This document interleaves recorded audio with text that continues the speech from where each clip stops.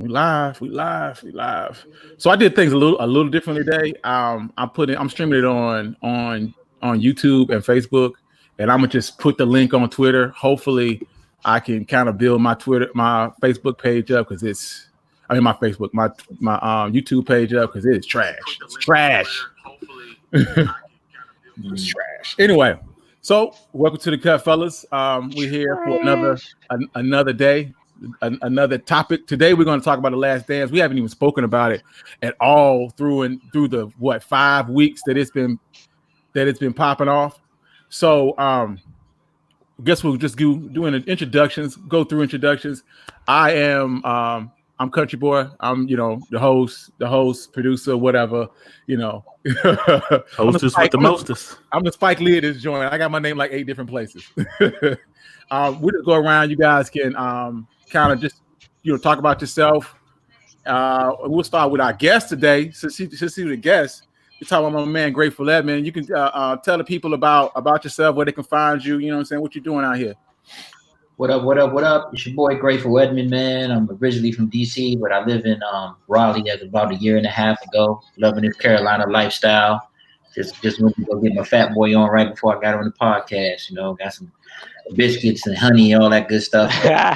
Nice. In DC, I used to be a club promoter. I'm pretty known in DC for that, but I'm a recording artist. I also have a drone business called Stealthport Drone Pilots, and you're gonna see something that I do real soon. Some food, some medical, a whole bunch of stuff. North Carolina is like on the brick of that right now. You're gonna start seeing a whole bunch of drones flying around North Carolina for something in the next like 90 days. So so when I ain't rapping or that, and also my marketing major, so I do a lot of that as well. So Google, Motorola, so I got a lot of stuff going on, man. You know what I'm saying? But I just like to have fun, and I definitely can get controversial. I ain't gonna get that controversial on y'all podcast, but on my stuff I get ratchet. I posted your Spotify page in the comments. Anybody wants to listen to your album, you can check it out. I'm 43. I don't do no trapping. It's gospel. It's jazz. You know what I'm saying? I call it 90 now music. So it sounds like something from the 90s, but it's progressive. So definitely go check that out. Grateful Edmond, Instagram, Twitter, all that stuff. You can find me pretty easy. You can Google me. Thank you. We'll go Wicked Thurman. Go ahead, man. Yo, this your boy Wicked Thurman. What up, DP? Holla at your boy. As you know, I'm bringing the knowledge 24/7, dropping it on you, keeping these fools in line. That's it. Rick, go ahead, Rick. Yo, it's your boy Rick, man. Damn, I wish I had like this impressive bio to just throw at y'all, but today I'm going to be the resident young man on this show, especially somebody who grew up with at the tail end of Michael Jordan's career. You know what I'm saying? I bring a different perspective for this one, I guess. Nah, that's good. That's what you want. And bad guy, my man. Before you get started, I want you to know I got some niggas out here who want to fight you after last week. Like they not happy with they not happy with the bad guy. Like you lived up to your name. Yeah, listen. So I'm always willing. Just set the time and the place. We can, go outside, box and barbecue, man. You know what I'm saying? We'll take it out back. I'll throw them hangs and then I'll feed you. I don't want you to go home hungry. He done went straight Mississippi on y'all asses if y'all didn't know, because every Mississippi family barbecue includes at least one fist fight, at least one. We ain't even gonna be mad. We'll be friends after. And it's not even guaranteed that it's gonna be between two dudes either. You gotta be over 25 though, because I know if you under 25, you can't lose a fight. Y'all don't like to lose fights. Oh wow. Yeah, them young cats, they don't like to lose, man. They can't take that. That age range is a little high, bro. You might want to be like 30 plus. I'm 25. They still shooting you, dog. Oh yeah, we might need to expand that range a little bit, take it a little higher. Yeah, bro. I was like, man, you might want to fight, under 30, bro. I need a nigga. I need to fight a nigga with a 401k and a mortgage. Right. Like, shit to lose. Right. Somebody's gonna get tired with me, man. Somebody we gonna both be out there tired, looking at each other in the grass. Or you want somebody who gonna stop. You know what I'm saying? You done threw a couple punches. You done ate a couple. Yeah, I'm good, man. Let me go get a beer. I'm out. Good fight, bro. Good fight. Probably for another day, but like in my age, at 43, like what would it take me to get into like a street fight? That's what I was like, look, I really got to listen. Really got to be doing something wrong to be out here getting in a fist fight. Like burn him off a picture like in the Whole Foods or something. Like right. Had to be like the nigga with the 401k gonna take all his work frustrations out on you. Exactly. He been waiting to fight for 3 years now. Every time his boss dropped that stack of files on his desk, he was like, you know what? Today is that day. It's happening. Smoke. Anyway, we're gonna go ahead and get cranked up. In the first episode of The Last Dance, they made Jerry Krause. They framed him as the bad guy. In the very first episode, it was pretty much predicated on Jerry Krause and saying that, you know, after 98, this was a wrap. That Phil could go 82-0. Nigga, you still not coming back. They had done assessments on all the players, and it basically said, hey, all these niggas is old. They're getting ready to fall apart. It's time for us to rebuild. Was that Krause or Reinsdorf that said that? And that's a question to be brought up. Do you feel like Jerry Krause was unfairly made the bad guy? Of course. Oh yeah, but only because he's dead, correct? So he can't speak up. Whereas you heard the end of the last episode where Reinsdorf all of a sudden was like, "No, I gave everybody an option to at least come back one more again," and you like, "Did you really?" And so it's funny, dead man tell no tales. So yeah, they put him. They did the NWA on him. They did him like the movie with Eazy-E. Good scapegoat. Yeah, where they just scapegoated the guy that can't really defend himself. You know, and if you look at the documentary, or you know how clubs are ran, they're not doing nothing that don't go through the owner. Everything going through the owner. You know, and at the time, because I remember, I wasn't really a Bulls fan, but I remember following them and watching SportsCenter at the time, and I remember thinking, why would you break this up? Like, how does this benefit you to break this up? And at the time, the Bulls fans were like, Jerry Reinsdorf and Jerry Krause, we hate both of these niggas, both of them equally. But let's be honest though, because there was something else that because Jordan said, hey, I would have came back on a 1-year deal, and this person would have came back on a 1-year deal, and maybe we could have convinced Phil to come back, blah blah blah blah blah. There is one person who I'm skeptical if they would have came back on a 1-year deal, and that's Scottie Pippen. I don't think Pip would have came back on a 1-year deal. No. I don't see it, because the whole reason why he left in the first place was because they underpaid him, which is why, to me, I say, Michael Jordan, you should hold a special place in your heart for Scottie Pippen, because he was the one that got you them 6 rings. And so, bruh, convincing him to come along for 1 more year, Rick, I don't know about that one. Rick, what were you going to say? Well, I was like, man, it's more like you got to understand with the Jerry Krause thing. It's like, I enjoyed the documentary like a ton, man, but you got to know what Jordan was trying to do with these things, dog. First of all, we already see that Jordan can hold a grudge. Right? Like, this is a 10-part documentary about Jordan's grudges, basically. Yeah. And I think, you know what I'm saying? First of all, like the documentary is supposed to be 3 things. It was a middle finger to Jerry Krause. Yeah. It was a 10-hour Jordan brand commercial. Yeah. And then it was also a big ass middle finger to LeBron. You know? Yeah. So Jerry Krause is supposed to be the bad guy in this, and Michael Jordan is supposed to be the hero. And to be honest with you, in '98, Michael Jordan was what, 36? Yeah, he was not a young cat. He was not a young cat. Scottie Pippen's back had been failing him for most of that season, correct? Right. Yeah. Right. Also, Scottie hadn't been paid. I'm like, man, when you look at it, kind of like in the future, it was the right thing to do to blow up the team. Because, like, for real, one of the appeals of Michael Jordan is that he's never lost the finals. You know, man. Yeah. I mean, if you want to go more than that, he's never been to a Game 7 in the finals. So it's like I'm kind of more like, if he came back for that another season, Michael Jordan might have fucked up his own legacy by being 6-1 in the finals and whatnot. Because there's a possibility. You don't necessarily know what Rodman would have done, because they did as good as they could keeping him on a leash. You know what I'm saying? Yeah. For those 3 years that they had him. I don't know if that 4th year, I don't know if they could have kept him together enough to, do what he needed to do. So. And again, I said Pippen. I don't see Pippen coming back, because the whole thing was Pippen got paid over those first 10 years of his career? Was it 10 or was it Peanuts? 8? Peanuts. Yeah. Whatever he got paid like $21 million. He was like, oh, hells to the no, I need me a fat contract so that I can secure myself, even though I don't know if he ever. That's another topic for another time, what he did with all that goddamn money he got in those later contracts. But he was looking for that. Who? Yeah, of course. Pippen wife. Yes. Yes. He blew a lot of that money. He blew a shit ton. And what his wife was, ironically, the wife that defended him, they divorced.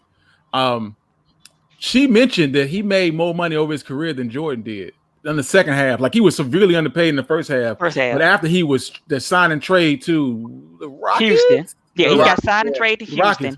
And then the Houston Rockets traded him to the Blazers. Yeah. And remember, he stayed in Portland for maybe 10 years? Yeah, he was in Portland about 10 years. I don't know if it was 10, but it was a while. It was wow. Yeah, he was 110. Hey, remember them last years in Portland? He was old as fuck running up and down the court, and you like, damn, dude. Okay, all right. So get your All-Star ring. That bad. So what I will say about Jerry Krause is that, to what Rick was saying, he says he was right. After that season, Jordan retired. Pippen had ongoing back issues, and they did assessments of all the players. So I think like Luke Longley didn't play like a shortened season after that. I think Rodman only played like 15 games after that for like the Lakers. I think Scotty continued to have ongoing back issues. Mike retired. If Krause was alive today, he would look and be like, nigga, I did the right thing. I did what I was supposed to do. Because I left y'all with the legacy. Yeah, I left you with a legacy. And the guys after that season, all of those players either fell apart or retired. Well, Scotty almost got him a ring. Y'all gotta remember that, man. Scotty almost got him a ring without. There's a couple times in Scotty's career we almost got a ring without Michael Jordan. Yeah. If y'all, because y'all remember, is it 2000? The Lakers first ring. They beat Portland. Yeah, he got it. He was close like 2 or 3 times with Portland, and he was close 94 without Jordan. Well, that team without Jordan was actually very, very good. Yeah. Well, did you hear what Michael said? Is I think Mike and Michael, you said something about his flawless record. Mike said that he wanted to get knocked off the horse. He said that's how he wanted to go out. He was saying, look, I want somebody to knock me off the horse so I know it's time, but I don't retire renting a ring. Okay, that ain't how you get knocked off the horse. Because in my head, I can go back and do it again. And if that makes sense, you know what I'm saying? Like, look, we signed Scotty for a year. You sign me back. We bring the band back together. Let's go for 7 because we can go for 7. And there ain't no revenue money like championship revenue money. So they were probably thinking in the long run, how they going to pay Pippen? You give Pippen 20, you give Jordan 30. You renegotiate with everybody else and say, hey, they're going to come back to do that one last thing to try to see if they can do the 7. But that's not what Pippen wanted. And man, to me, that's the whole crux of it is that like Pippen, his whole mantra, his whole career was, I want long-term deals. I don't want short money. That's the whole reason why Krause got him with the first contract, because it was like, 7 years, $20-some million. Right. All Pippen saw was 7 years. He didn't think that like, oh, well, if I'm an all-star, 6 of those 7 years, on the open market in the, in after 3, I probably could get, whatever. No, he was thinking long term. He bet on financial security over the fact that he would ascend to be one of the greatest players in the game over that 7 years. Right. Like we said earlier, though, about Krause, it's a business. So Krause, well, imagine your boss telling you he not bringing you back past any job past a certain time. He didn't already told you. Yeah. So you get mad as you want. These people coming back. He said that. So I wouldn't say he's the bad guy. He didn't already put a time clock on them and to break it up. But the thing is, like Michael said, the beginning of the documentary, the Cubs been rebuilding for 30 years. There ain't no guarantee when you start rebuilding that you're going to do it the right way. And the Bulls still struggling. Yeah, they got Derrick Rose, and then Michael Jordan came and bashed his knees in somewhere like in the off season and messed that up because when it looked like you won't do it without me. Right. This is a no-go. It's out, huh? But and then boom, so they, besides that little run with Derrick Rose, they never had it really figured out. So they've been rebuilding since Mike retired, which was Jordan's point. You get the rings while you can get the rings. I'm from DC. The Wizards ain't won a title since '77. Wasn't none of y'all in the world. I wasn't. Exactly. But the people's arenas and you see the banners, like when you go to Verizon Center, you see the 1977 Washington Bullets banner. That's the only damn banner we got besides the Capitol. But it's easy to say, oh man, you should come back and chase that ring. Yeah, that's some people's mentality. Other people's mentality is, wait a minute, if I done already got a couple rings, I'm looking more for longevity over rings. I want my money over rings. That's what my concern is right now, is trying to quote unquote set up my family for life. Especially when you got 6 of them second generations, even though Pippen burned through all the money, but that's another topic for another time. But that was his whole mentality, was my next contract has got to be a multi-million-dollar, big, long, give me that shit contract. And to transition to Pippen a little bit, because I think he was the topic of the second episode. He was very upset with this documentary because he doesn't like the. Let's be real. This documentary painted Pippen in a poor light.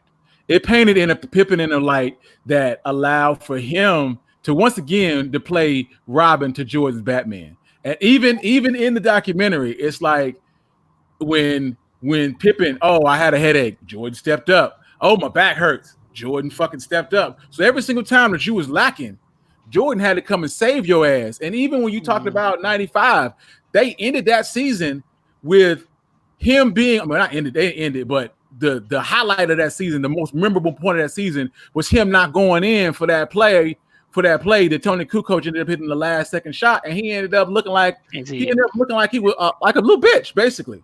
You know what I'm saying? But Pippen didn't do himself any favors, because like Pippen said several times throughout the documentary, later episodes, oh, well, I wouldn't change a single thing. Yeah. Really?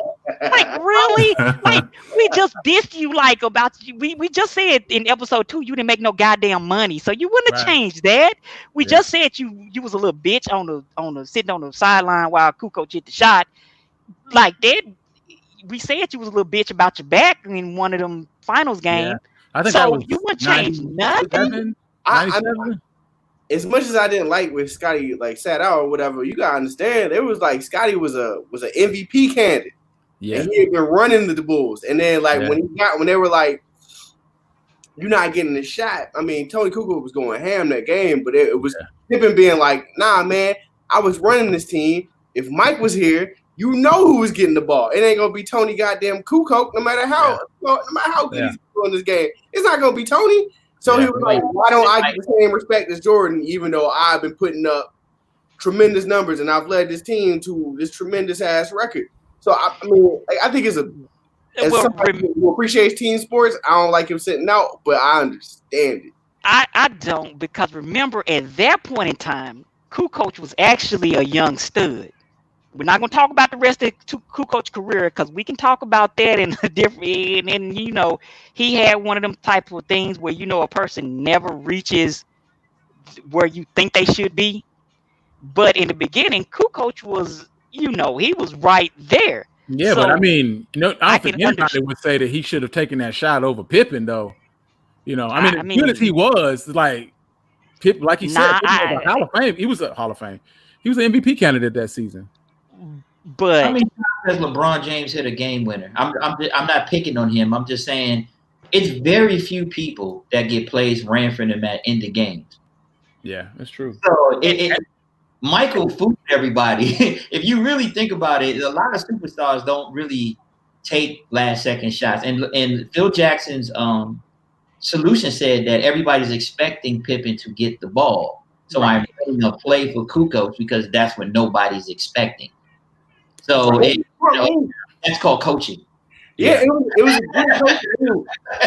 It won the game, so it was a good coaching move. It's just more like, yeah, but I feel what people are saying, dog. but I think there's a difference though, because most of the time, like with Pippen in that one playoff game where he hurt his back and he was the decoy basically for the whole game. Right.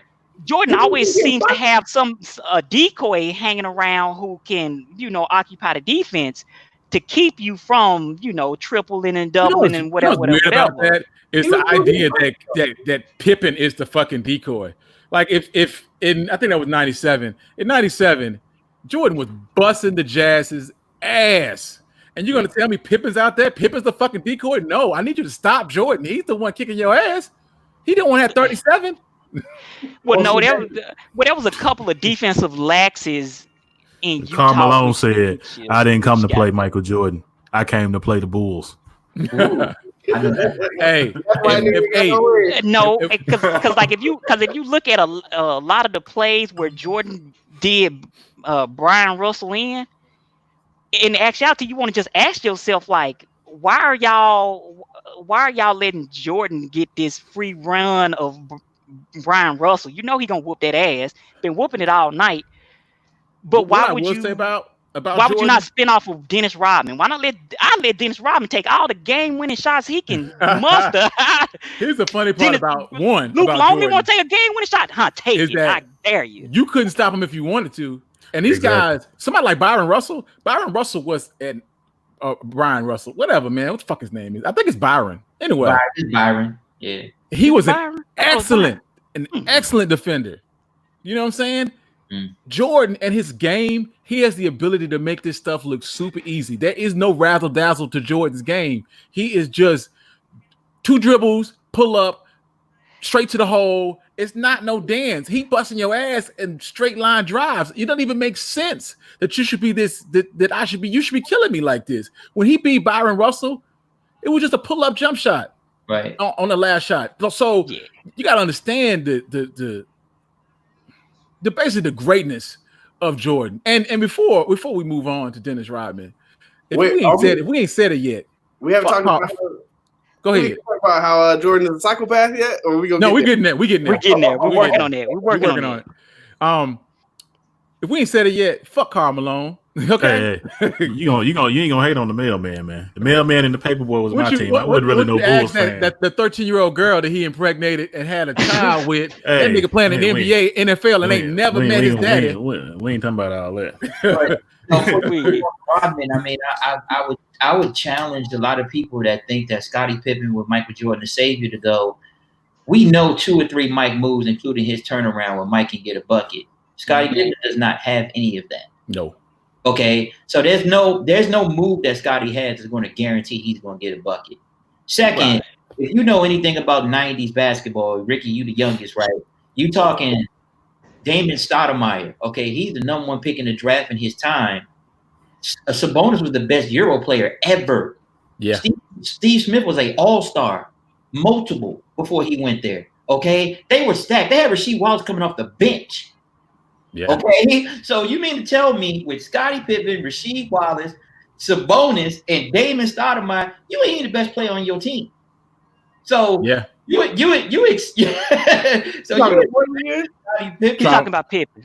Right.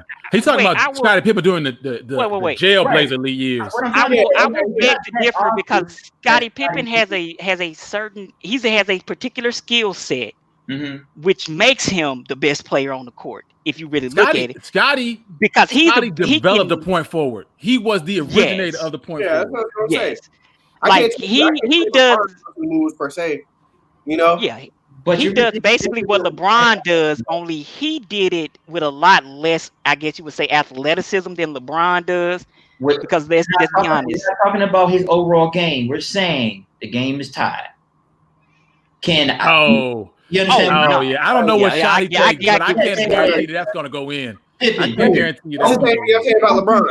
Whatever, you know what I'm saying? Like, we know if the Dream gonna do his shake, you know what I'm saying? Like, whatever. Pippen ain't got to move. I mean, but how many people got to move though? How many people really do have a move?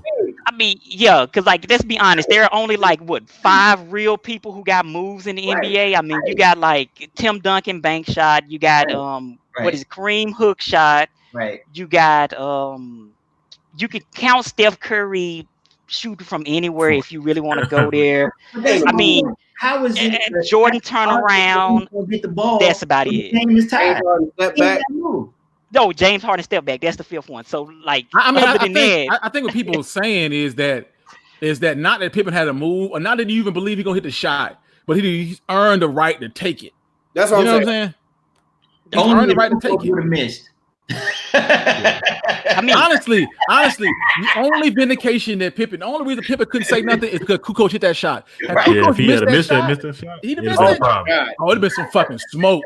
Oh my God. Well, see, yeah, I mean, that's the problem. But see, the thing was that with Scottie not being on the floor, because let's be honest, in the last second play, you can draw it up however you want to. Who get the ball is who get the ball, right?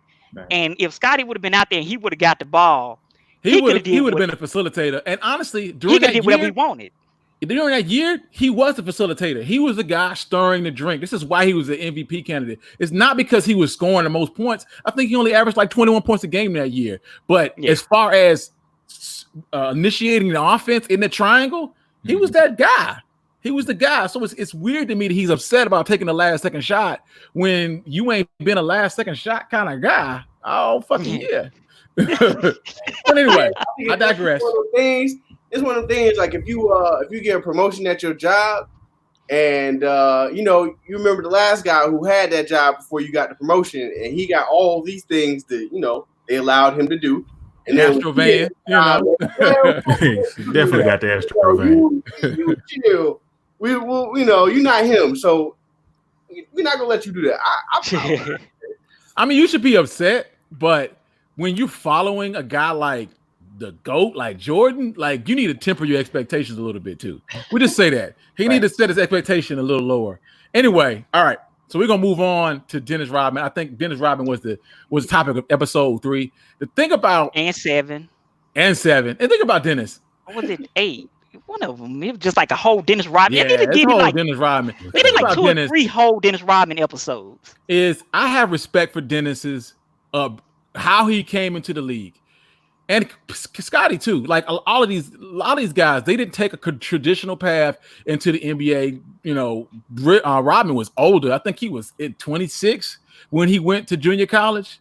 He was not supposed to make it. He wasn't supposed to make it. That said, he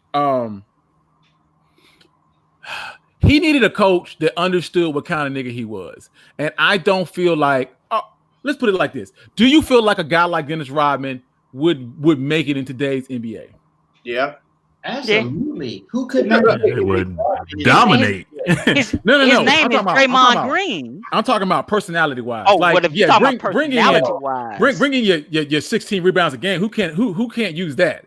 But who can use your fucking personality where you just left in the middle of the fucking finals to go wrestling? Hey, man, I had something to do. I came back, didn't I? Well, see, that brings me to a bunch of points because, like, I often ask that whole Bulls team, right? That could you construct that in the modern NBA? That's one. 2, with a person like Dennis Rodman, would he be as free willy-nilly, or what they, like most people did at that point in time, got rid of his ass. He just happened to land in Chicago, and if Phil will let you do whatever, and Michael will let you do whatever, as long as you're winning. As long as you're yeah, winning. as long as you're winning. Listen, in today's NBA, with them shooting as many shots, which y'all say he got 16 rebounds a game, he'd be averaging 30 rebounds a game. So yeah, but but he also likes to run off in the middle of the night and wrestle and be in a hotel room with 17 bitches and you gotta be that coach to say, man, just show up though. What coach is like that now? What be honest. Well, I say practice. The year Scotty got hurt, where he was and it was just Dennis and Michael. That year he went and got that furlough and was like, yo, I need a break. I need a fucking break. And he went off. He was only supposed to be gone for 48 hours and was gone for 72 hours, to the point where Jordan had to go get his ass. Number one, they're not going to send a player to go get a goddamn player. Like, I'm not going to send, you know what I'm saying? If the bad guy go missing, I'm not going to send Ricky. You know, that's stupid. That's number one. Like I don't. In this, you got to know who you're dealing with. When you're a coach, you got to know how to coach your players. I mean, if that's your whole job, you a coach. You know, you got to know your players in and out. You know, Dennis probably laid up. NBA, just imagine one, a guy being able to say, "Hey, I understand what kind of person you are. I understand that you need a break. Go take a break," and then no one else being like, "Nigga, I want to go gambling too." And then that's when you look at them and say, "Are you gonna grab 30 rebounds a game? You're not.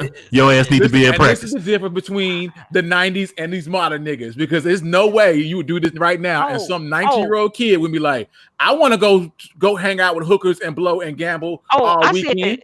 I said the same thing. I said the same thing about the way Jordan used to treat people. Like, you couldn't treat people like that in the modern NBA and just get away with it. I mean, the you're talking about throwing a punch at somebody, like they throw a punch and just go home. Hey, go home, man.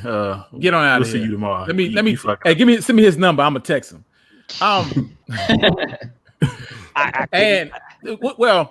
I guess we can move forward a little bit and talk about Phil, because that kind of has a relationship with Jordan and because this documentary gave me a very appreciation for Phil. For a long time, I thought Phil was just a nigga who landed in good situations. I ended up with the Bulls. I got Jordan. Hey, go out there, win me championships. Oh, after that, I'm with the Lakers. I got Shaq. Win me more championships. What I found out watching this documentary is that not only was he getting shit from management, where management was like, "Yo, you're not coming back. Good luck. You go 82-0. You still not fucking coming back." And I got Jordan out here demolishing niggas' ego. I mean, he went at Scotty Burrell like he wasn't shit. Like, hey, if I see your punk ass again, if I ever see you again, I'm gonna fuck you up. I have to manage these egos. I have to watch Jordan demolish Steve Kerr, demolish Scotty Burrell, and then I have to go and build these niggas back up right behind him. You cannot treat Jordan the same way you treat Scotty Burrell. You can't treat Dennis Rodman the same way you treat Steve Kerr or Luke Longley. You can't treat Scotty. You probably had to do nothing with Scotty. Scotty seemed like he was just the middleman, but all these egos you got to massage, and then you got Jerry Krause telling you in the back of your ear that you ain't shit. Hey, I am super impressed with the job that he did massaging these egos and putting everything together and having a cohesive unit and knowing what kind of person his players were, and then letting them just be themselves. Like, this is not easy. It's not. I don't know if you could do this now. I don't know if this is possible. Well, see, I think what fucked Phil up, because people have always thought that about Phil, but when he went to the fucking Knicks, R.I.P. brother, it's like you knew you weren't gonna be able to turn around that shit show. So I don't even know why you even tried. And then just to sit there and basically collect your check for them last 3 years, man, you should have just quit and been like, I gotta go, because like, that just tarnished everything that you previously did. What do you guys feel? How do you feel about Phil Jackson? Is Phil Jackson the greatest coach of all time? Yeah, but I mean, you know what? I'm not sure if he's the greatest coach of all time because of X's and O's. Phil is just very good at managing personalities. Yeah. And to be honest with you, I'm not sure if the X and O's in basketball matter as much as it does in like football. Right. So like football is very much a coach's league. You know, you get you a Bill Belichick, you're gonna win throughout quite a few centuries. You know what I'm saying? Right. But in basketball, it's like the best guys are already the best guys. So the X and O's don't really matter. And it's just gonna be about managing other people's egos around your best guy and trying to keep the team cohesive and in like a championship direction. So yeah. Well, my cousin used to say all the time, man, it's like, yo, you listen to Phil, you know, when they wired the coach up on NBA or whatever, and they like listen to what they saying. Phil don't be saying shit. Phil don't be saying shit. He was like, all right, guys, you know, we got to rebound the ball and be a little bit better. All right. And that's all Phil say, bro. Like, the rest of it is him managing egos. Because I'm say, man, egos and time, right? All right, you've been out there about 7 minutes. Come sit your ass down. He coached two of the most competitive motherfuckers and possibly the worst co-workers in the world. So, right. You know, like, I'm just like, yeah, Phil deserves his due. I don't know if he's the greatest coach ever, but you know, I think Pop is probably a better coach than Phil is. Yeah. But Phil is probably better at managing egos and personnel. There used to be not really the rumor, but what's the name of the guy that he took over for? That he was on his staff. Doug Collins. Doug Collins. Used to be the rumor used to be, and not really the rumor, but people used to say that had they kept Doug Collins on, they would have won championships anyway. The Doug Collins that team when Phil took over, that team was on the cusp of being of greatness and would have gotten over the hump, would have gotten over the Pistons, no matter who was in charge, whether it been Phil. Jordan, I don't know if they won 6, but Jordan was getting ready. Their first three-peat. Yeah, and if you listen to Phil, they could have grabbed a couple of those with Doug Collins because, like, if you listen to Doug Collins' game plan was, hey, I'm gonna let Jordan be Jordan. I'm gonna ride this horse till it fall off. You're gonna average 37 points a game. You're gonna be the defensive player of the year. You're gonna be an MVP candidate every single season. You ain't gotta pass that ball. Don't pass it. That was the difference, though. If you know anything about basketball, the triangle is designed to keep the ball moving, which was always Michael's problem. You can't just double team hard. Right. You can't just give Michael the ball and tell everybody to move out the way. Yeah, he's gonna average 80 points a game, but they're gonna lose. The triangle is almost like a pick and roll system where you moving off the ball and you have to have shooters. So a lot of that, the triangle was the reason that they won. But once they got it going, you saw what happened when Mike retired. They was pretty much on autopilot, in baseball. But that don't happen without Mike, because the thing about Phil Jackson and Michael Jordan, even though they're assholes, is about a culture, right? Yeah. Once you set a culture in a team, and once again, okay, about to make one for a long time since the Wizards had a culture. I'm just picking on my home team. You know what I'm saying? You gotta have everybody go, well, they did so well without Mike. They did well without Mike because it was almost like he was there, but he wasn't there. Because he wasn't that far removed from the team. It was almost like he was injured. You know what I'm saying? Right. So they kind of had his spirit. You know what I'm saying? So and then when he came back, they just went ahead and just filled in the holes and did what they had to do.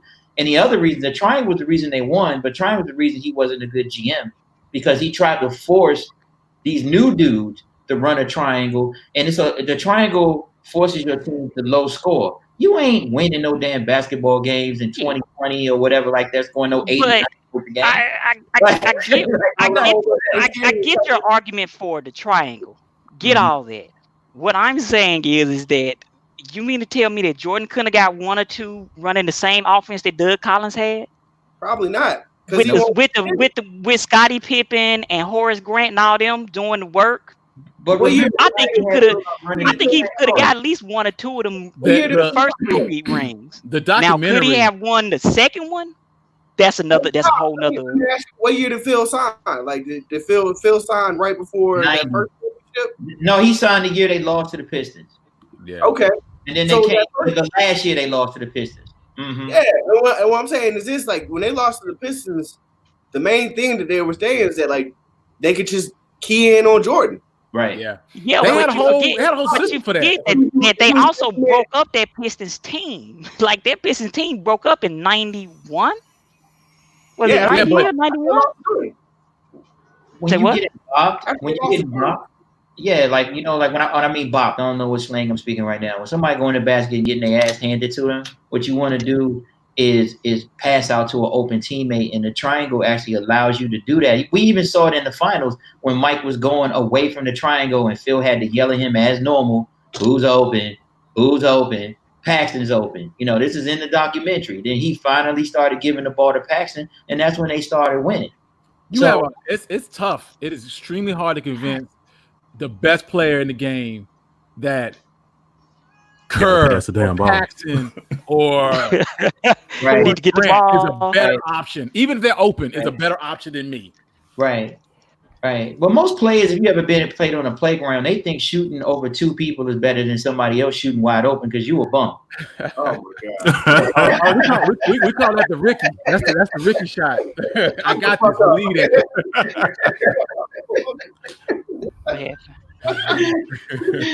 But we're talking about Jordan here, so imagine his mentality. I'm better just taking this. And see, this moves us into Jordan being a fucking asshole, because I think that's what we learned from this documentary is that Jordan. I mean, we all knew it because who learned that? Hey, here's the thing though: are you an asshole, or do you just have a low tolerance of mediocrity? It is impossible. It is impossible to be at the level Jordan is and not be a psychopath. It is impossible. If you look at Kobe was the exact same way. And this is why people don't hold LeBron in the same esteem as Jordan and Kobe, is because LeBron don't have that psychopath. Well, like, fuck you. You're going to do right because I said so, because I knew. And when you watch the documentary, they actually toned down a lot of the foolishness. like if the book, the Sam Smith wrote, he was much, much worse than the person that you saw on camera. And you see how that worked for Kobe towards the end of his relationship, the end of his career, where like he couldn't pay nobody to come to Los Angeles and play with him, because they was all like, you know what, I'd rather go play somewhere else than play with somebody like he was. And I mean, I think that also shows they ain't got they get in their feelings. I think that also shows a changing in time. It's different. Well, I think we always think about basketball as like this, like as people who are not professional basketball players. Right. Basketball is a hobby to us, right? It's just a hobby. It's not paying none of our bills. Anytime we go play a pickup, we're not getting paid. You know what I'm saying? Mm-hmm. So for the dudes that are getting paid, this is a job. And Jordan and Kobe are terrible fucking coworkers. Exactly. Yeah. That's what I'm saying. Are they terrible because they want to get the job done? So they're the type of coworkers I look, I want to do my job. Fuck all this slacking today. Let's get this shit done so we can go home. Them niggas are the type of being like, all right, so hey man, I come in at 7. You should be coming in at 7 too, or you should be coming in at 6, even though everybody's supposed to get there at 8. You know what I'm saying? Well, you need to be here at 6 because it take you all goddamn day to do your job. So I need you to get here early. Kobe and Mike are the type. They're the type of coworkers. They are like that coder at your job that is amazing. He's like a fucking savant in code, but he don't wash his ass. He not gonna talk to you right. He just gonna show up when he gonna be there. He gonna put in the hours, and because he puts in those hours, he expects you to also put in those hours. But you're like, hey, I'm a 9 to 5 kind of guy. I'm not going to put in these hours because I'm not. That's not my strong suit. My strong suit is coming in here chillaxing, and I'm just here. You like what? You want me to do what? I need these rings. I need you here when I get here. You need to beat me here. Fuck that. People gonna be like, fuck that. And what Jordan is going to do, and what Kobe is going to do, what he would have done, RIP, is he is going to demolish your ego into submission. I am going to fight you and go at you and go at you and go at you until you either get better or you ready to fucking fight me. You fight that nigga. I keep going on. I know you can't fight Jordan without being like a career. But that brings to another question. You fight Jordan because Jordan wants you to fight him. Yeah, because like if you notice, Jordan never picked on like really anybody else. Like I didn't see him throwing bows at Dennis Rodman. I didn't see him. He ain't want that smoke. Wait, there was a rumor that if Horace Grant played poorly, he would make them not feed him. That he was like, hey, nah, that nigga only had 4 points and 3 rebounds. Don't feed him. He don't eat today. Winners. We feed winners. Now I don't know. They no validity to it because Horace Grant definitely grown ass man. He definitely not gonna say that happened. And Jordan in this age, he may or may not say that happened. But you see what Horace did though, right? Horace was like, "Oh, I got my chips. Oh, somebody offered me a fat contract. Hey, deuces. I fuck you, Jordan. I'm gone. I'm gonna play over here." Hole in their roster too. Their roster was that's how they had why they had to get Scotty because their roster was fucked up after that. Because of my camera. Yes, there's a whole magazine with Horace and Pippen on the cover of it, 1993, and I still got it, and I'll show it to you off the record. And Horace is snitching, so that 100% did happen. That Horace did like tell on the whole team and all of that stuff. But as far as Michael goes, which is the motivating type of person, I mean, if you ever watched Scotty Burrell when he was at UConn, he was a 20-point-a-game guy. You gotta understand, this is college. He only got 2 halves. And he was scoring 20 points a game. So Michael is sitting there like, dude, I know who you was in college. How you just come to the NBA and you can't hit layups and jump shots? So it's one of those things with Michael is he knows your potential. You gotta understand. Name the guards on the Bulls team. Harper's not a scorer, not for the Bulls. He was a hell of a scorer. He was a hell of a scorer before he got there. Clippers. For the Clippers, he was a hell of a scorer. Kerr give you that 3 every now and then. Hodges was gone. They didn't really have any guard. So Mike was like, dude, you young, you youthful. Do you remember how you used to ball when you was 19? You could play damn all day long backwards. Okay. I could run at 19. I could run backwards faster than you can run forwards. I guarantee that. Okay, so Mike is like just looking at this like, dude, you young, you out of UConn, you playing with the GOAT. Could get out here and stop acting all damn goofy. It's a game, and on top of that, when you play well, you make more money. In IT, you can be the little geek coder dude or whatever like that. You ain't gonna make no more money than whatever you make. If Scotty Burrell averaged 10 more points than he was averaging, he gonna get another 10 million on his contract. So there's something in it for him. but I'm saying this. The main thing I think out of this thing is like what motivated Jordan wasn't like I want to be the best because I want to be the best. Right. Jordan's still holding on to shit that happened to him 15 years ago. He's still mad about being cut from JV. That's more like it's like, yeah, man, I know you're trying to drive us to be the best. But the thing is, bro, like we not all built like that. We not all what motivates you, Michael Jordan, of basically beating your older brother or beating whoever the fuck you think is in front of you or whoever you've made up at the time. We not all built to do shit like that. Mm-hmm. Right. You know, it's kind of like that's the LeBron situation. So LeBron seems like a great coworker to have, even though sometimes he doesn't understand the shit. But he's not as much of a prolific winner as Michael Jordan is. But don't you think that has something to do with the fact that LeBron has lost a ton of times in the finals? Because I think with it. Sorry. Hold on. Guys that he had don't get enough credit for their talent. I think that this is off topic, but like LeBron always, he never plays with the same type of talent as Michael. I disagree. I mean, I think there's some players that LeBron has had that I don't really think that he has really cracked their whip and brought their potential out of him. If you look at LeBron's what he's had to do. He has to reconstruct him a squad with an all-star every so often in order to propel himself, right? He didn't get a Scottie Pippen who stayed with him through thick and thin all the way through. Because imagine if LeBron would have gotten like Kawhi Leonard and would have rolled him for like the past 10 years. Or Klay Thompson or somebody like that. If he had got them, we probably would have been talking about Brown. We'd have been talking about them. The thing is, look at like somebody like Chris Bosh, right? When Chris Bosh went to go play with them, he was a multiple All-Star averaging 25, and then he goes to Miami averaging 14. You can get Udonis Haslem to give you 14 and 10. Yeah. Udonis Haslem. You don't need no superstar to get you no role player stats. Like Udonis Haslem. Haslem had a couple good seasons. Haslam couldn't have got you that. Nah, he couldn't. If you're talking somebody getting garbage time points, like for instance, how Kevin Love, how good he was when he was playing with the Timberwolves, he was a big fish he was a big fish in a little pond, or whatever you want to call it. Yeah, you can clean up on a garbage ass team, but when you with the real squad, what do you do then? That's the real key.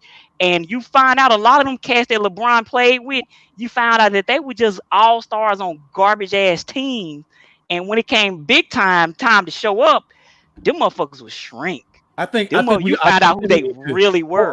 Give credit to the fact that say something real quick. That LeBron made Mo Williams a fucking all-star. So he took Boobie Gibson to a goddamn finals, dog. Hey. Like, I mean, I won't take nothing away from LeBron. LeBron is an amazing player. We got to give mad props to the fact that dude took some terrible Cavalier teams to multiple Eastern Conference Finals. What he was like 7, 8 in a row.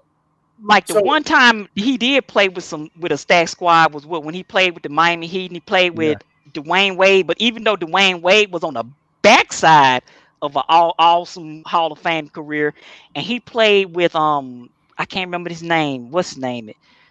Bosch, who ended up retiring because he had blood clots or whatever. But there's a difference between in crunch time or I need some rest time, looking at like Bosch, can you carry the team, versus looking at what's the cat he played with at Cleveland?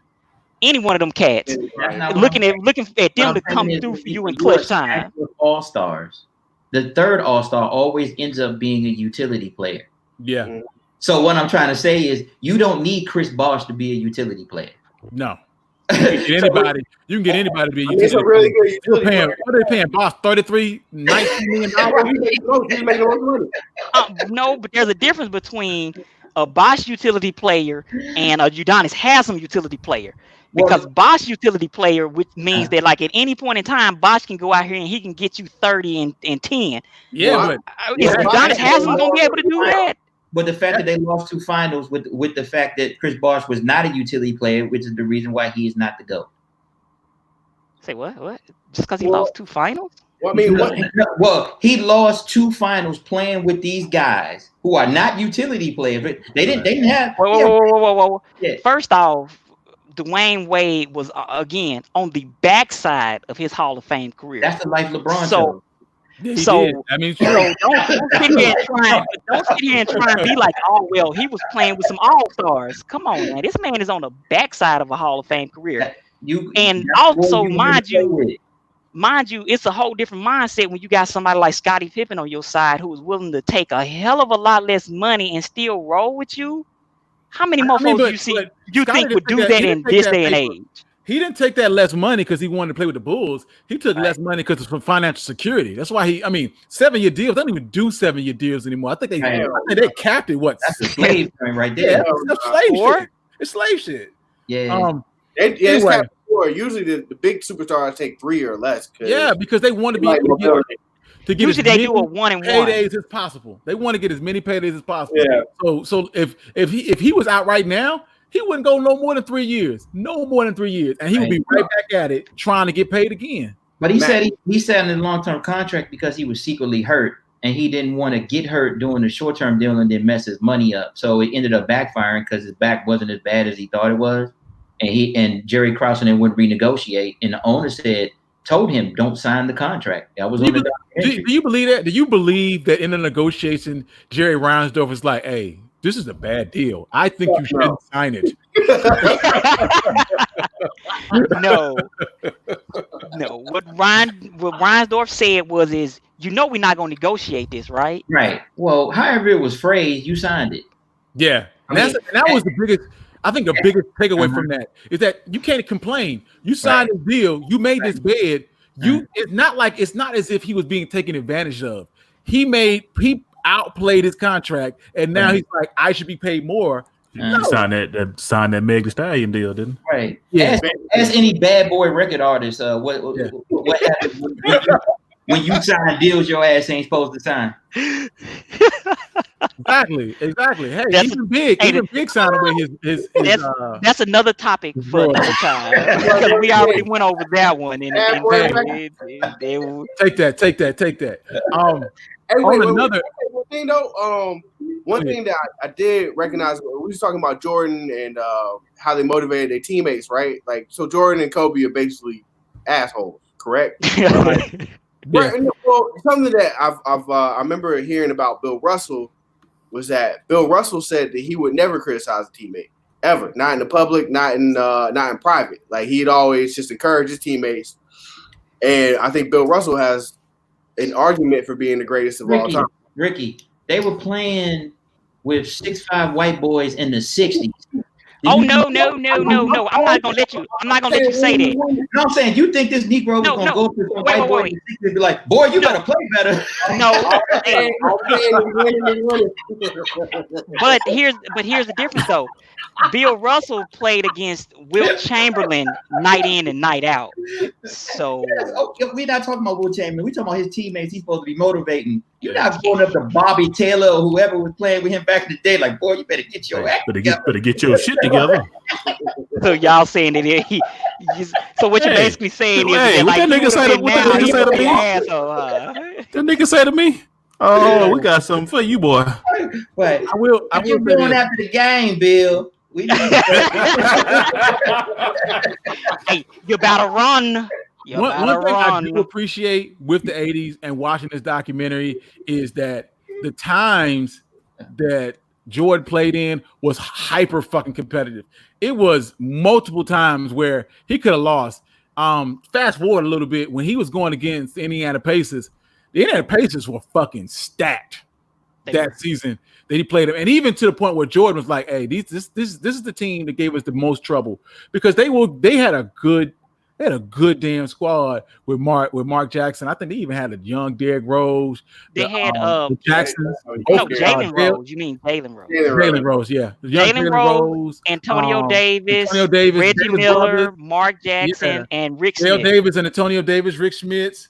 They had a good fucking team. They could have beat the Bulls that year, and that was just not just to say for them. I mean, the Knicks at the time, the early 90s, those teams were very, very competitive. Those were mid-90s teams. Michael Jordan said mid-90s teams. You're talking mid-90s. Yeah.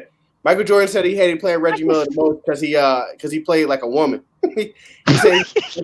He said it was like having a woman hanging on to you. He said he lived with a whole bunch of scratch marks. Hey, when he was like, after that point, after Jordan hit that last second shot, and he said he only calls them 3 names after that, like that man, that black cat, Black Jesus or something. Yeah, Black Jesus. You gotta know that in private, he's like that nigga. Yeah, that's why I said when he said that black cat, I was like, oh, he calls him that nigga.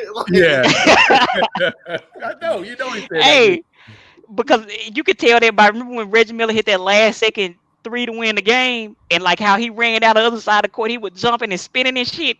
You could tell that was like years of pent up frustration. Like, motherfucker, I finally got your ass. And Larry Bird was like, I got you. A lot of that is, I was joking about Bill Russell. A lot of that is just the era, man. I mean, it's just 60s had an era, 70s had an era, 80s had a different type of era, 90s had its own era. And I remember that vividly. It was just, you had your guy that was on the poster, the guy that sold the tickets. You had your sort of Scottie Pippen-ish type of guy, and you had role players. It was that league then. Now you have a league where you can stack 2-3 franchise players on the same team, and it's accepted. It wasn't accepted then. All of the big dogs wanted their own teams. And they wanted to win. Not necessarily. They didn't all want their own team. Some of them just happened to get their own team. And a lot of them wouldn't do what players do now, which is, I'm going to go play somewhere else. No, they would stay with whoever drafted them and would, I guess you would call it more of a type of loyalty to the squad. When you on the court together, like, we could be friends off the court, but on the court, I want to demolish you. There is no scenario where Jordan would be like, hey, I want to play on the same team as Clyde Drexler, or I want to play on the same team as Reggie Miller. You see what he said to Clyde Drexler? They was like, when they played, I think that was 91, 92? 91. 91. In 91, he's like, they were comparing me to Clyde Drexler. Like we was on the same level. I took offense to that. Nigga, what did you take offense to? What did you not? Michael Jordan is a fucking psychopath, dog. You cannot hold everybody to Michael Jordan. No, that was the best part of the series was when Michael Jordan said, somebody said, "I got you," or "a nice game" or something. He walked off. He walked off the court, and then he turned around the next game on the cat and busted his ass for like more points than he scored in that game in the first half. And then Michael said, "No, he really didn't say that to me. I just made that shit up." That is the most like shit ever. That was like, you had a good night. Did you guys see the Bulls? I mean, the Bullets. He had a good night. Had 37. Right. He's like good game, and then the next night, Mike had to develop motivation to bust your ass. No, Jordan made that up. They won the first game. The one that he was like, "Nice game, Mike." Yeah. The Bulls still won that game. Michael admitted that he made up that the guy never said that to him. You guys should watch the Dream made Team that up. You guys should really watch the Dream Team documentary. And when they talk about the infamous practice, and Karl Malone goes, "Yeah, Charles Barkley's a hell of a player, but he can't see me." And he said David was saying that to Patrick. Jordan was saying that to Clyde. That was just people's mentality then. Like, I'm about to show you that I'm the best player. I want to play with you. That was my favorite part of that whole documentary was that tiny little excerpt about the Dream Team practice where all of those guys were going at each other and where Magic, who'd been out the game for a year, realized that Jordan was the GOAT that day. Because he talked shit to him. He was like, "Oh, you can't see me. You gonna have to the real Mike gonna have to show up." Right. And then when he showed up, Magic was like, "You know what? I don't know what I was thinking because when he showed up, I think Jordan in that practice, I think like at one point in time they were down like 10 or something. Jordan said, "Okay, I got something for you." He hit like the next like 6-8 points in a row, and they was all and this was on like if you All Stars. If you watch that documentary, the Dream Team one. They talk about the fact that Jordan was putting in insane hours. So Jordan would practice, and he did the same thing with when he was doing the Space Jam. He would practice he would shoot all day, play all night, and then when he was doing the Dream Team, he would practice. They would practice. He would go and play golf. He would gamble at night to late. No one the entire 2 weeks they were at the Olympics. No one saw Jordan fucking sleep. I'm convinced he's not a fucking human being. I am convinced that he ain't no real damn person. Okay. Fucking sense. Something I've been thinking about since I watched the end of the documentary. Yeah. Michael Jordan wasn't a basketball player, but he still had Michael Jordan's mindset. What would be the perfect guy for Michael Jordan? What job would Jordan have if Jordan was not a basketball player? What else? I got one. Stockbroker.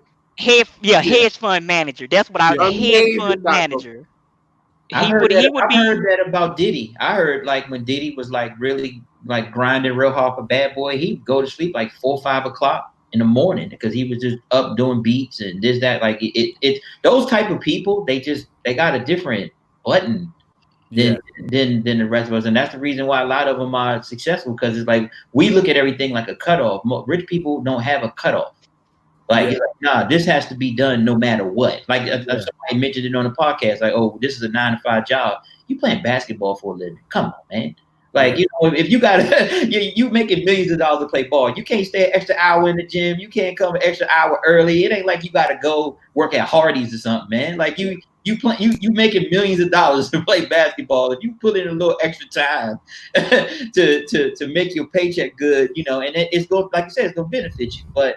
The new players, all you guys play ball before, correct? Right? You play basketball in some capacity. What reminds me of is you on a playground, and let's just say there's 3 obviously good people on the team, and I was always one of them people. I ain't gonna lie. So I never picked the teams. I never picked the teams because I always knew I was gonna get picked up. This makes sense to you, right? Right. Every now and then, some dumbass who was picking the team is gonna put the 3 best players on the same team, and we don't know how that happened. What do? Oh, hell no. You go ahead. You go. This we used to do. We split them up because we already know this is like ass kicking coming. Yeah. So every once in a while, you let that ride. You play like 1 or 2 games and like show you, hey, we gonna kick your ass. You still want to keep doing this. Right. So that's my point is that today's players don't see it that way. It's like you understand that you guys are the 3 best players in the world. There's a high possibility that y'all are going to win 70 games and whip everybody's ass. Like, so that was the difference in today's mentality in the 90s. Yeah. They wanted their own teams and they wanted to win on their own terms. That is the hardest thing to make a millennial understand is that these were grown-ass men that wanted to do things on their terms. They didn't want to be riding off your coattails and riding your fame. They wanted. I think what you're doing is, I think that you're equating what a couple of people do with the rest of the people, because like just because Kevin Durant decided to join the super team and everything like that, there were plenty of other people who didn't do that. I mean, like, there's people. It's kind of a trend now. It's kind of a trend. The ones that didn't win. Hold on. Well, I will. Are we transitioning into a new? Because the main problem I had with the documentary, right, was that one episode we didn't need. That last episode we could condense into one, but we needed the epilogue to see how Jordan has influenced the rest of the league, right? When Michael Jordan retired the first time, I was 8 years old. I wasn't like a huge, incredible basketball fan. I couldn't watch like a whole game. Right. But I've grown up with Kobe, right? And the main thing about me, the Kevin Durant moves, the Jordan moves, I mean not the Jordan moves, but the like LeBron going to the Heat the first time, is that like there's this culture that you need rings and a whole bunch of rings for anybody to respect your basketball career, right? Yeah. So all these dudes are making moves to be the most like Jordan, kind of in their own way, right? Kevin Durant couldn't win a ring. He's like, damn, these niggas is on my ass about a ring. I gotta have one at any cost. At any cost. Even if it's like I'm playing dudes to just beat me, I'm sure he doesn't feel great about that as a competitor, because I know Kevin Durant's a competitive dude. All these dudes at the top are super competitive, but they're all being kind of tormented by the ghost of Jordan. You know what I'm saying? Like, when I win one ring, I can't consider myself one of the best players ever because I just won one ring. I need 2 rings. Oh, you get 2 rings. Now you need 3 rings. You got 3. Hands up. That's just Jordan's first ring. You know, shit. You need to get 6 rings, going 6 for 6. And if you went 6 for 6, then you'd have to win in 6 games. Yeah. And if you won in 6 games, then you'd have to average 35 points a game. And that's the bar just, unless you just duplicate Jordan's career, you suck basically. And that's what a lot of what LeBron goes through. LeBron is like, hey, I am LeBron, but that shit don't matter because you're constantly held to this Jordan standard that is damn near. It's you know what? I'm gonna say it's fucking impossible. It's impossible to live up to Jordan's standard. Even Kobe found that out too. Because there was a lot, you know, we had that discussion too. Look at him biting the Jordan move, that fade away. You know what I'm saying? Right. Trying to be like Mike. Well, the only way, we're not supposed to do it, but people keep putting this person against this person and era against another era. I mean, we can't just enjoy people's, you know, whatever they got. I mean, I love LeBron. I talk a lot of crap about LeBron, but I love him. And it's like one of those things. I love it. I'm a Laker fan. I mean, I think I'm a fan by default. So I think one of the things is that the whole reason why we even got the spectacle of Jordan is David Stern jumped on that horse and he rode the shit out of it, right? Right. So with that being said, when you put all of that weight into one person and put all that momentum into one person, they swallow up everything around them, media included. And you got a lot of people right now who are writing stories and who remember that era, who are still stuck in that era and still see things through that era's lens. If you believe what you're saying, that David Stern rode Michael Jordan, does it seem plausible that he would have suspended Jordan for the year, you know, that's the rumor. The rumor is that Jordan's getting ready to get suspended for gambling or for whatever he had done, some transgression. And rather than get suspended, he would retire. Does it make sense that David Stern, who knows that Jordan is the best player in the game and his cash cow, would suspend him for a year? Absolutely not. No. David Stern was riding that wave all the way through to the end. matter of fact, I mean, what caused David Stern just left because he was like, you know what? I don't think I can repeat what I did previously. Another question: does any of the Jordan rumors make sense? Any of the rumors, like the flu game with the pizza, his dad getting killed, gambling debts, Jordan getting suspended because of whatever the fuck he did for a year. Does any of Jordan rumors during his entire documentary that he had to address, does any of them have any validity? You're like, I could see that. The flu game, I can see that. I can see somebody tampering with his food. Well, the flu game, I mean, I'm always with Reddit taught me this one. What's it called?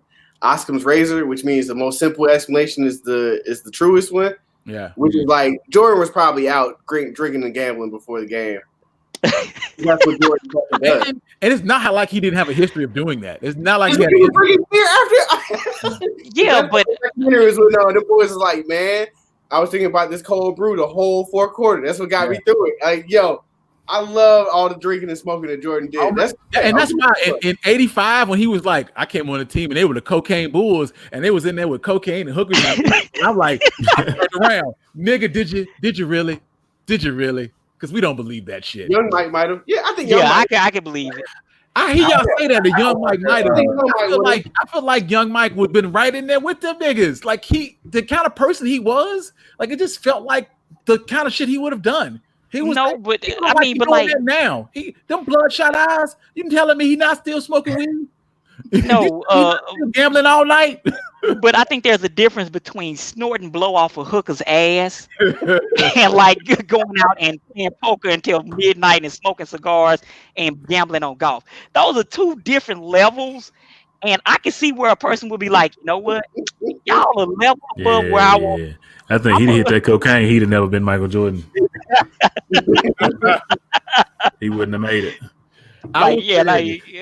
He played Charles Barkley, and this is to speak to what you guys are saying about those guys wanted their own team. He played the Phoenix Suns and Charles Barkley. Charles Barkley said, "I have never met a person where I thought they were better than me, like ever. Like Karl Malone, he played some of the best power forwards in the game, and he was like, never have I felt like somebody that day with Jordan where I played my best and Jordan outplayed me." Mm-hmm. He's like, I'd never seen that before. So you can see it, the mentality these guys had. They were like, fuck you. I'm better than you. I can will this team to win. And that Phoenix Suns team, take nothing away from it. But they were good, but they weren't that great. They weren't finals. I think they could beat the Bulls level. Well, if they ever put Barkley in NBA 2K, his IQ down to about 50. Because what people don't remember in that game is that he tried to do a behind the back pass in the middle of the deciding game, and got picked off, and that was the reason that they lost that game because his basketball IQ was real low in that game.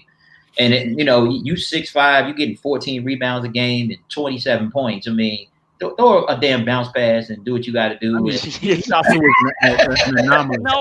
but there are a couple people who I think when they played against Jordan, they wanted so bad to try to eclipse him that they played outside of themselves. Right. And when they played outside of themselves, they found out real quick that there's a reason why he can do that and I can't. They thought they had to be Mike. They thought that they needed to play like Jordan, to beat Jordan, and you can't.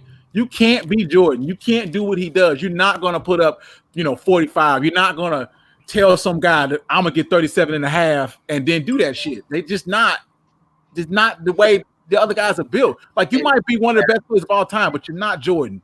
No, even Barkley though, Mike. Barkley though, because he never really came to camp and all that on shape. The year he won the title, he won the MVP was '93. Why did he win the MVP in '93? Because they played on the damn Dream Team that summer. He was in shape. Yeah. Okay, so he came to the camp in shape and he won the MVP. Yeah, I'm only bringing that up as dedication.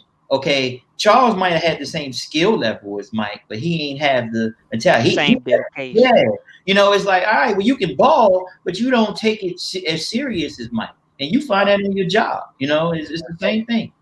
Yeah, but before we wrap this up, Jesus Christ, an hour and 15 minutes. I know, right? Before we wrap this up, I have a a more of a social issue, because they talk about this during the documentary. They talk about Jordan and Jesse Helms versus Harvey Gantt, and the whole thing. And Jordan's famous quote, was Republicans buy shoes too. You know what I'm saying? Not only is that a great fucking quote, it's a great goddamn quote. I get it. He's a fucking businessman first. Do you feel like Jordan, being the GOAT, being the person that he is, has a obligation to the black community because of the person that he is, because of his platform, to do things like endorse Harvey Gantt at the time? And do you feel like that hurts his legacy that he didn't? Well, you got to look at it two different ways, because Jordan is still does things in the community to help black people. Yeah. He has camps. He gives away free shoes. He does all those kinds of, I guess you would call them mainstream rich people type of issues. He gives money. He's a money guy. Right. He's a money guy. So, but the one thing that Jordan won't do is Jordan sees that his paycheck or dollars to him right now is more important than being standing up for the cause, being a Muhammad Ali of our time, blah blah blah. Tying yourself to a particular situation that you ain't got no control over. Right. So that's the two prisms that you look at, and I guess you could say, which would you rather have? Jordan speak out against Harvey Gantt, or Jordan give 1,000 turkeys to homeless families or low income families? Which one would be really better? I mean, because this is a North Carolina race. I think we need to frame. Jesse Helms was a fucking piece of shit.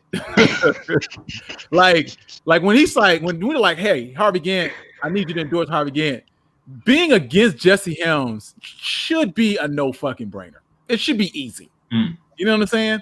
Mm-hmm. But Jordan was, and then one of the things that I liked about him is that he was singularly focused. Jordan's like, I'm a basketball player. I'm the greatest at basketball. I want to focus on basketball. I don't want to be Muhammad Ali. I just want to be the best basketball player, the best Michael Jordan. Right? Mm-hmm. So to that point, when you're saying, hey, I want you to do all of these things and that Republicans buy shoes too, Jordan is saying, at least this is my interpretation, that I can influence people by making your son see that I'm the best. Your son is a fan of Michael Jordan. I might be a racist. I might support Jesse Helms, but secretly, hey, your kids love me. You know what I'm saying? And that helps break that racism, that foundation down. I'm going to show you through my play, basically. You know, I mean, this is the way I feel like he's trying, what he's attempting to do here is that he's just going to be, I'm going to be me and I'm going to show you. And then through an example, I'm going to make things better. I mean, right? The question is, what the fuck is Michael Jordan supposed to know about politics? That's true too. And the main thing that I have is like, if you are an athlete and you want to be involved in socioeconomic things, like that's wonderful. More power to you. But if you don't want to, that's your choice, because you don't know shit about it, and there's a good chance you're gonna make yourself look like a dumbass. To be honest, and I'm more like, why do we expect our athletes to be like our spokespersons for social change? Especially when we know that our culture for so long has been pass them along, right? Mm-hmm. That's been our culture for so long. Now all of a sudden you want them to be the most intelligent voice in the room.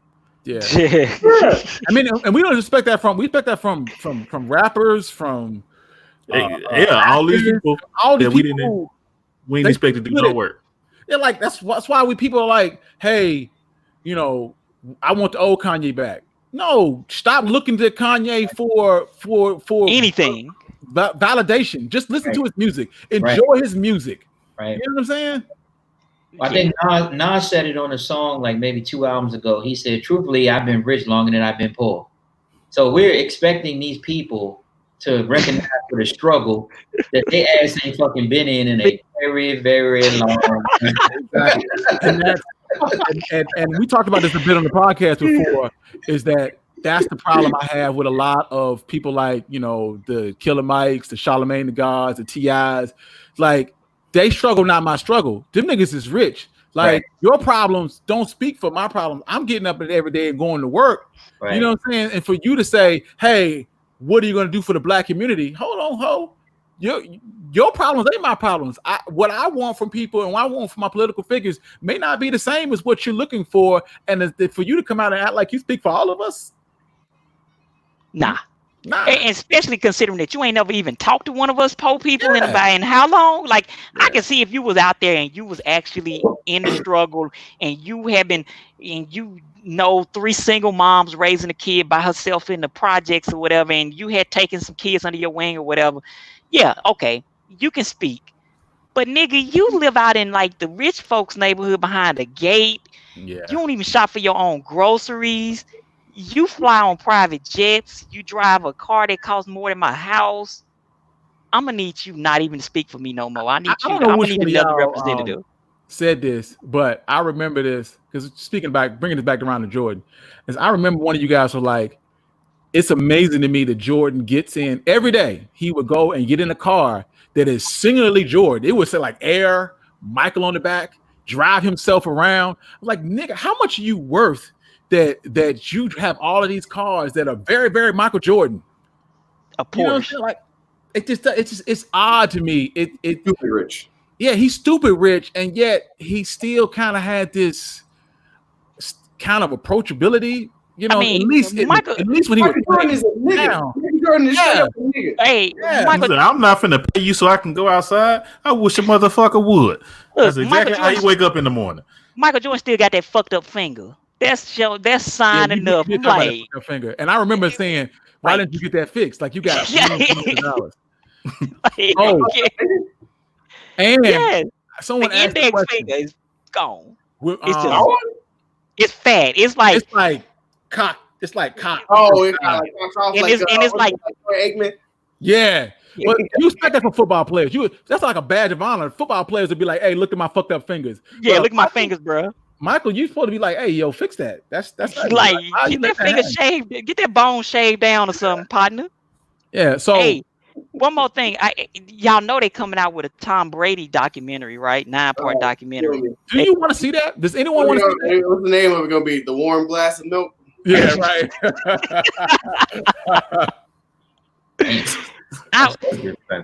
I was like, how did they? I was like, who thought of this? Who was at ESPN and was like, you know what? We need a Tom Brady documentary. That shit gonna be good. ESPN losing their mind right now. It's like it ain't gonna be no sports. We got to come up with something. No, The Last Dance saved them niggas. They were struggling, like they were playing movies. ESPN was hurt bad. They were playing Rudy and all kind of sports movies. Hey, like they were filling time slots with old games. Oh man, they would show. It was bad. Oh, and you know the NFL still got all their old games on the NFL network, so they're not letting you have none of that smoke. Matter of fact, so all you got is college. Itching for old games. They're I think they're still free. I think their streaming platform is free right now because of this whole COVID-19 shit. So you can check out, football games from 05 if you're feeling froggy. But honestly, back to the documentary, the Brady documentary. I don't think anyone wants to see that. What I will say is that 30 for 30 has a lot of amazing documentaries. They have a bad documentary. That's what if they go into the franchise though the same way though, and they tell about all these investigations and some truth start coming out about how they stealing plays and shit. That's gonna happen though. Do you feel like you would get the same level of? And granted, The Last Dance wasn't that transparent, but I was impressed by how much of Jordan's flaws they did point out. Like, hey, they showed he was a dick. They showed that they talked about his rumors and the gambling issues and all of this stuff. But they didn't paint him in a perfect light. But Jordan, like y'all said, like we've all said, Jordan holds grudges. So like he's gonna be honest with you because he probably still holds a grudge against Scott Burrell from 90 whatever, and it's 2020 and he still holds that grudge. So he's willing to be honest about it. Do you think Tom Brady holds a grudge against anybody? Do you think he's gonna talk bad about Roddy Harrison? Really 2020 Michael Jordan would fuck Scotty Burrell up if he saw him in the streets. Exactly. Like who would Tom Brady be like that towards? Anybody? Like would he say anything bad about Bill Belichick? The year after they got caught cheating and he got suspended, remember he came back like on a vengeance. That was the year they only lost that one game where they lost the important one. But he came back the next year after they investigated them and was like, "Oh, I'm cheating, huh?" Yeah. I feel like this documentary would be like, "Hey, we won this year. Oh, and we won again. Mm-hmm. Oh, and we won again. Oh, but we didn't win this year. But that next year we won."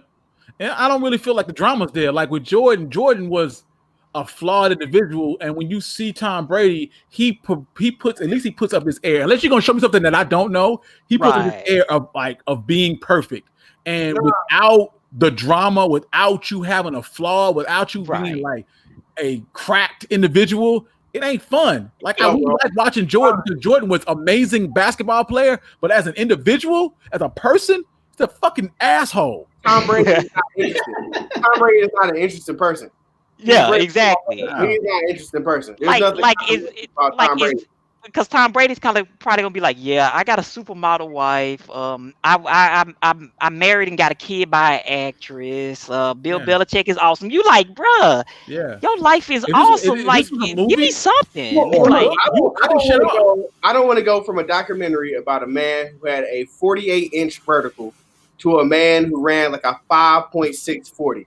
Like I don't want to watch shit about that. I feel like the underdog story is the way you got to frame it. You got to frame it like he's from the gutter, like he ain't had shit. He pulled himself up by his bootstraps. Yeah, but what are you gonna do after the second championship, dog? You can't be an underdog after you done won two. Yeah, I think we need it, but let's see what he does with the Bucks. Yeah, and you know, my whole thing is I still don't have him better than Joe Montana. So he went to 4 and he won 4, and so it's like if he goes to the Bucks, because Joe Montana went to the Chiefs and took them to the conference game. So if Brady can take another team to the Super Bowl and win, that would be a better ending than them doing it. But they need some content right now. What's Brady 6'8"? Something. Yeah. 6 and 8. Okay. Well, see, I don't have Brady better than a lot of quarterbacks. To me, honestly, Brady is not even the best of this era. To me, I feel like he's a system guy. I feel like if you're going to tell me, if you, you know what, we gonna stop all that blasphemy. I ain't no Tom Brady fan. I don't really care for the dude, but what y'all not gonna do is say he ain't a great quarterback. I'm asking, is he? No, we didn't. Wait. We're not saying that he's not a great quarterback. What I'm saying he's better than Peyton Manning. Yeah, he is not better than Peyton Manning. No way. Peyton Manning changed the game. You can't put him ahead of somebody who changes the game. Like every quarterback from basically models themselves after Peyton Manning. Like the whole. So you can't be better than somebody if you listen. For me, you got to change the game in order for us to even give you credit for being a GOAT. The only thing that stopped Joe Montana was getting popped in the shoulder, which was done on purpose. Right. That's it. Right. That's it. I mean, like, think about what stopped Peyton Manning. The only thing that stopped Peyton Manning was that fucked up. Peyton Manning stopped Peyton Manning a whole bunch. To be honest. Yeah. Peyton Manning was the only person who could stop Peyton Manning, and he did it very well. Drew Brees. What stops Drew Brees besides the Saints' sorry defense? I mean, like, just like a sorry defense is your Achilles heel. So, like, Tom Brady. Tom Brady, for the beginning of his career, had a staunch defense behind him. Yeah, he had it the last time he won a Super Bowl. He had a staunch defense. I mean, this is why I say that he is. I'm saying that he has won some without not having a great. Belichick is probably the GOAT coach. Like, and it's not as if it isn't a precedent for Belichick being able to win without Tom Brady. Even when Tom Brady was hurt or he got suspended, they still fucking won. Like, your man Jimmy Garoppolo has a big ass contract despite being mediocre in San Francisco. How many guys have Belichick gotten contracts where you like, he ain't that good. He ain't that good. Jimmy G, Garoppolo, Castle. What's the guy who just finished playing in Indianapolis? Brissett. Yeah. Well, if you ever play Madden on franchise mode, and if you're a Bucks fan, you probably try to put somebody like Brady on your team and go, "This is all we need." Well, we about to find out. Yeah. Yeah. Before we finish this up, I got one last question for y'all. Where the hell was George's wife in this whole thing? Where the fuck? We talking about the new one or the old one? The new one or the old one? Any of them. Where in this entire documentary, at least the old wife. What you won't get is another quarter out of me. He mentioned the wife one time the entire 10 hours. Well, my nigga showed up one press conference. Hey, we'd already established that Jordan holds grudges. I'm pretty sure he's still holding a grudge against his first wife for the taking it divorce. for half, for taking it for the largest. Right, I'm pretty sure he's still holding that grudge. Divorce settlement in history. Wait, I thought it was Tiger Woods. No, at the time that it happened, it was. Okay. It's been broken. Because Tiger Woods paid that woman what, 300 and some million? Yeah, it was. Like, how do you ever? How as a court system? How do you justify that? Like, you ain't had a job ever, and I'm just gonna give you $350 million. Hey, we're not finna have a debate. Who was it, Drake? You wasn't with me shooting in the gym, right? That was definitely Drake. Well, even Michael shooting in the gym. That's all I'm saying. Even Michael assholes moments in the documentary, he could always revert back to, I did that to motivate my teammates. You can't say shit to Juanita. There's no, I cheated on her to motivate her to act right. He did. That's why he did it. She didn't want to suck no dick, so I had to show her that somebody else was gonna suck some dick. So here's my thing, and we said this before. We said this last week with Earl Thomas. I think it was 2 weeks ago. It was Earl Thomas, yeah. There is a level of expectation that as a superstar, as Michael Jordan, as a NBA player, as a guy who's constantly on the road, I'm going to cheat on you. Like, you need to know this. You need to know this going in. Like, we need to set these as ground rules. Hey, I am an NBA player. I am on the road 150 nights a year. I got people throwing shit at me. I'm sorry. I'm gonna disagree. What I'm not gonna do is bring it to your house. I'm not gonna get no chick pregnant. They're not gonna show up to the house. It ain't gonna be nothing crazy. So, for you to disagree on that, cheating on you, like, you can't be shocked. You can't be. Well, you say you can't be shocked. Still, though, there is a certain level of morality and or just being a good person that you should have in yourself. Just saying. Does Jordan seem like that kind of guy? Does Jordan the guy that got people calling him Jesus? Exactly. He said, "Look now, I'm not saying it is. Hey, I'm not saying that the dude. What was it? Randy Baker, one of them scrubs. He was like, he had 2 tickets for the season. He was his last season, and he asked him for 2 tickets, and he was like, man, Jesus himself couldn't get these tickets. We'll tell him that Jesus gave him some tickets. You know what I'm saying? Remember, he said he called himself God. He was like, yeah, he did it. He does it a lot. He does it a lot in this documentary, I think. Yeah, like, he believes that shit. So to think that he's the kind of person gonna be like, oh yeah, I'm not gonna cheat on you because of a higher standard. No, I'm that nigga.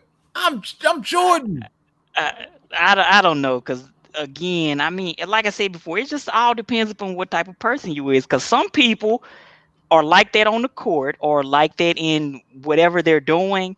But when they, take off the uniform, step off the court, I'm a totally different person. I'm cool. We can leave all that out there.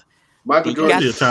I'm still trying to figure out how we letting people call each other, refrigerators and shit like that, and we still think monogamy is the rule of thumb these days. Refrigerator. Hey. I mean, the bottom line is he like Nas. He been riding off the thing that he did well his whole life because he damn can't run the Hornets. Ow! Ow! He's trying to recoup some of that 350 fucking with the Hornets. Jordan destroyed the Hornets in this game. I'm a fan here. Don't blow me while I'm sitting in here, right here. I have said this about Jordan, and it still holds true. Jordan did one thing, and he did one thing good. Mm-hmm. He played the hell out of shooting guard. Right. Anything else related to basketball, Jordan is horrible at. He's horrible at coaching, he's horrible at prospecting, he's horrible at ownership, he's horrible at scouting talent. He is horrible at everything else related to basketball. Horrible teammate. Good at one thing. In the first time, I mean, horrible teammate. And this horrible is why life partner. This is why this is an excellent fucking documentary, because we know that he's horrible, and yet we still root for him. We still love him. I mean, all of us are Jordan fans a little bit. You got them fours for locker? Okay, I'm coming now. Oh, my bad. That's what I'm saying. Exactly. And this is we did an hour and didn't even talk about his shoes. Didn't even talk about his brand, Right. But anyway, do we have to? I mean, no, that we're not. To me, it's a business discussion, not necessarily a documentary type discussion. We're gonna go ahead and wrap this up, man. If y'all still watching, whoever's still watching, I thank y'all. Thank y'all for everybody who appreciates. Anybody want to, especially, I guess you want to tell them where they can find you, tell them where they can locate you. That's EDMUND. Grateful Webman, Stealthport Drone Pilots is my other IG. Just come on by, man. Add me. I'm a person. Yeah, so we on all social media platforms. We on Twitter. We on IG. You can catch us at the Cut Podcast on the Cut Podcast 1 on Twitter, the Cut _podcast on IG. We out here. If you reach out to me, I'm gonna answer. I talk to everybody. I'm trying to build a brand out here. Subscribe to our YouTube channel. Subscribe to our Twitter. Subscribe to Apple, iTunes, whatever you want to listen to podcasts. And yeah, y'all want to tell the people peace. Hey, one day I'm gonna get an Instagram. One day I'm gonna get a Twitter and all that kind of good stuff. Once I get those, I'm gonna shout them out. One day.